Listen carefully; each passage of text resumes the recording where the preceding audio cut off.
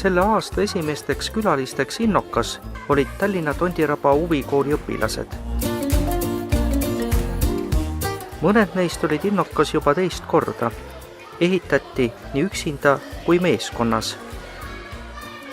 Käed panid külge ka täiskasvanud.